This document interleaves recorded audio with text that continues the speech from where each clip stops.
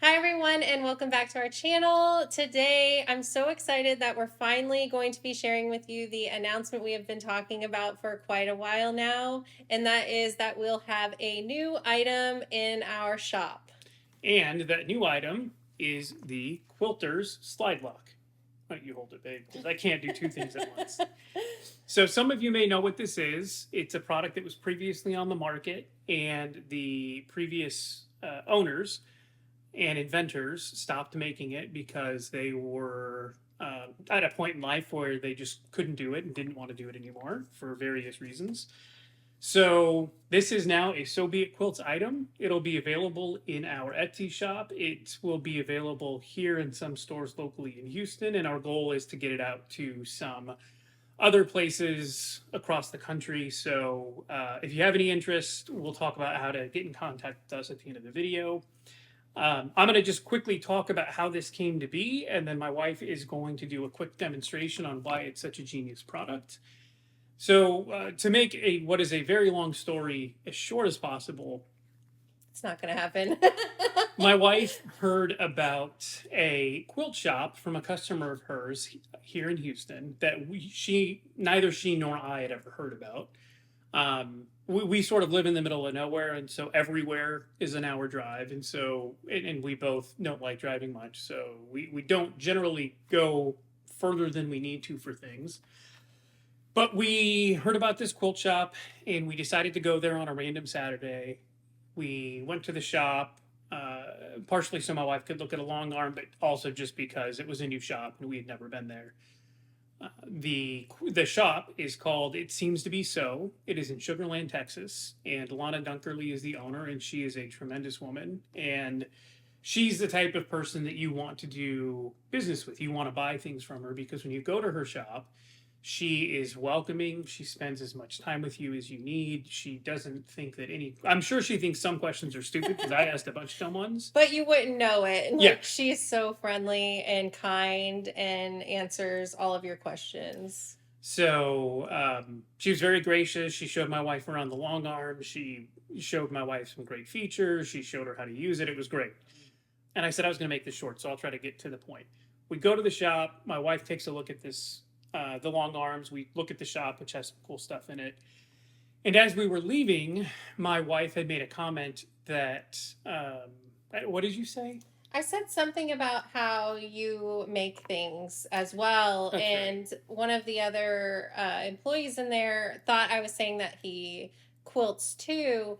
And so he explained that he does woodworking and stuff and makes stuff for me, like the clappers and different things that I use in my sewing space, like the seam rippers and all that.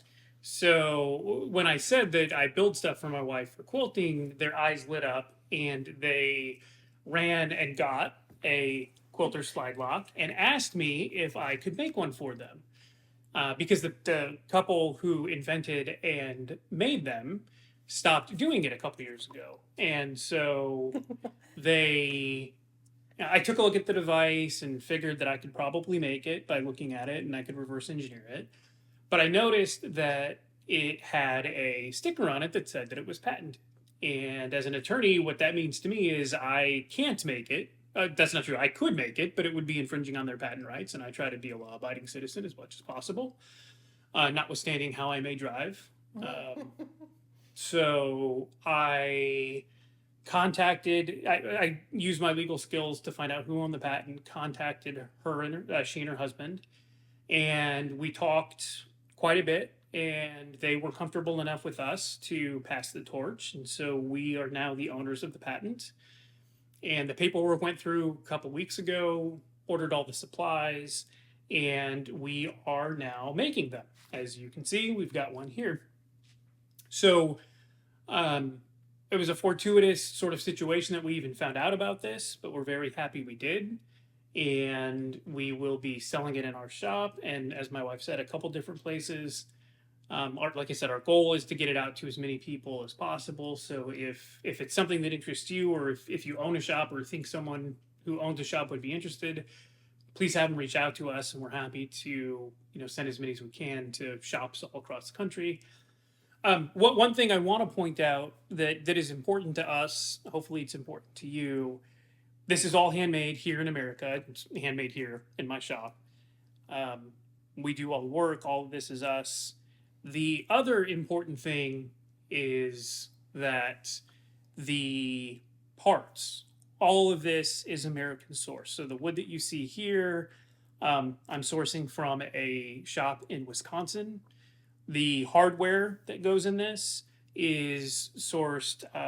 There's a couple parts here that are very, very particular and that are custom items. So one comes from a shop, a small family-owned shop in Oregon. Another actually comes from a locally owned, family owned shop here in Houston.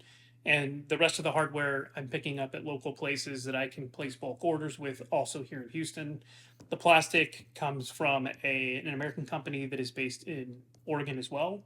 So this is all American source parts, American made parts, or made in America, which is important to us because it contributes to the local businesses and small businesses here in America, and it also makes it a lot easier for us not to have to rely on product coming from overseas that may get delayed. So we're very proud of that, and we hope that it's something that appeals to you. One thing before my wife gets into her demonstration is I want to show um, sort of the main meat here. So hopefully you can see this is the device, in its sort of homeostatic state. It's just sort of, you've got the wood here and you've got the acrylic here. And as you can see, it's completely flat here. There's nothing protruding. Now, the genius of this device is that there's springs here that when you press down onto the device, it compresses. And this is sort of a bad example because I'm just focusing here, but if you can see, what has happened is this is no longer flat or flush.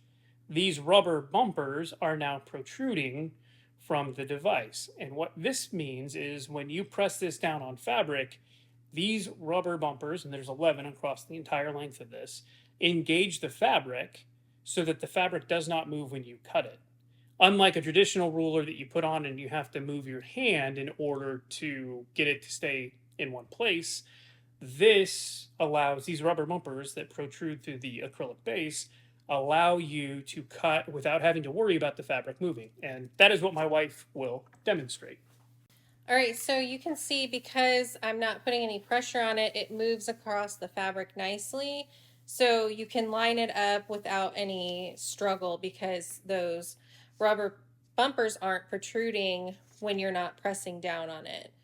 So I can move where I need to be really easily to be able to start cutting. Now, before I show you cutting the fabric, I do want to point out a few features on this ruler that I do really love, aside from the rubber bumpers, which are obviously the magic of the whole ruler. But if you can see, this also kind of glows and lights up, which is really nice for being able to see where you are cutting. And I'll insert a picture as well in a room that isn't as bright as mine is, so you can kind of see that a little bit better. But another thing is how thick the acrylic is across here. Now, I have one of the rulers that you've probably watched me use a lot on videos here just to show the difference in the thickness of the ruler. And my husband can tell you the difference because he ordered all this and he knows how thick it is. I don't ever remember. I just know that it's a lot wider, which makes it nice because you're a lot less likely to have your cutter come up and, nick you because one, your hand is up higher, but also it's a lot thicker across here, which how.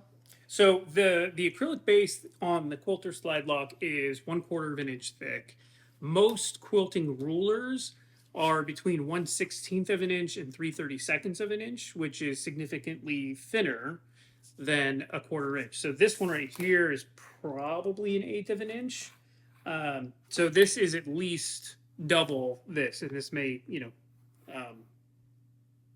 this could be I don't know what this is. Could be 3/64 or whatever it may be. But so, like my husband said before, a lot of times when you're using your ruler, you're going to be holding it. If you're cutting across a long length of fabric, you're going to be holding it in one place, and then when you start cutting, it might shift if you forgot to kind of move your hand across the ruler, right? I know I have done it a lot of times where I start cutting and it starts just traveling away from me. And, you're not getting an even pressure across the whole ruler. Here with this, because it has the springs and the wood across here on the handle and all the bumpers, when you just press down, just really, you don't have to even put a lot of pressure on it. You're going to have it flush across all of the fabric. So, you know, if I press right here, it's holding it nice and sturdy through here. So my fabric's not moving anywhere. So I'm going to put it right at the edge like I would if I was going to start cutting some fabric. And see, it still moves around so nicely, and I can get it lined up and just add a little bit of pressure, and then it's not going to move on me. So I'll just trim across here. And I really think this will be nice. You know, we're all going to be aging at some point, and if you are losing some of the dexterity in your hands and it's getting harder to hold a ruler like this with a lot of pressure and not have it move, I mean, you don't have to press hardly at all to get it to stay in place. So you might be wondering, because you know you don't see any measurements across here, how to start cutting your next cut. So if I was going to cut 5-inch strips so I could cut 5-inch squares, I'd grab my other ruler here that has the measurements, line up the 5-inch mark, hold it, slide my slide lock in place right up against it, press down, move that away, and then I can do my next cut. So it's just as easy as that. One thing I want to point out is if you notice on the slide lock, it is angled on the edges. One, that's because it makes it look prettier than just a hunk of wood. But two, it's also because there are 11 bumpers that span across this entire platform, which allows the slide lock to engage the fabric so it doesn't move at all. What you want to do when you use this is put your hand in the center of this and engage it so that the weight is evenly distributed. If you put your hand down here, it's going to engage on this side, but it will move around here. So you want to make sure you have even pressure. And you may not be able to see it all that well. And I'm going to try and come up here. You'll notice that right here in the center of the handle, it says patented because we don't want anyone to make this other than us. But that's a perfect place to put your hand so that you're in the center of this, which will evenly distribute the weight, and press the bumpers down evenly so that you don't have to, don't worry about it only being engaged on one side but not the other. And one thing that's nice too about, just pressing here and engaging it, you don't have to move your hand around, which is going to help eliminate some of those slippage problems you might have with a different ruler. Because how many times have you moved your hand across a ruler like this, and as you were moving your hand, you accidentally moved the ruler with you? I've done that so many times, and it's so frustrating having to recut fabric, especially if you don't have enough of the fabric for your pattern. But another thing, a kind of a bonus feature I realized when I was, using the slide lock, was that when I cut strips like this, and just so you know, I cut through 6 layers, just easy as could be, no struggle whatsoever. The previous owner of the slide lock said she's cut through 10 with no problem at all. Now you do want to have a nice sharp blade, but with strips, how many times have you cut strips like this with it folded and opened it up after cutting it and realized you had a weird bump there? And one of the reasons you get that bump is because if you're cutting across this fabric and you're holding it down here, I'm going to close the blade because I don't want to mess up nice fabric for no reason.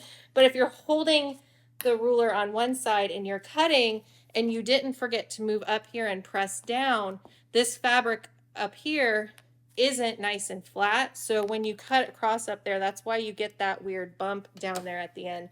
So if you're holding there, you might not get it, but if you're holding here and cutting across, that might happen. And if you're needing to cut 2.5-inch strips for binding and you have a weird bump there, it's not going to line up nicely.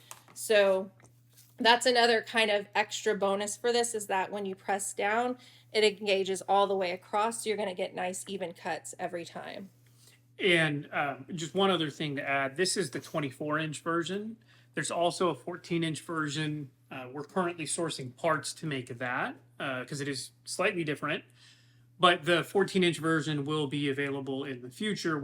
Like I said, we just need to make sure that we get all the parts and get them put together once we have those parts.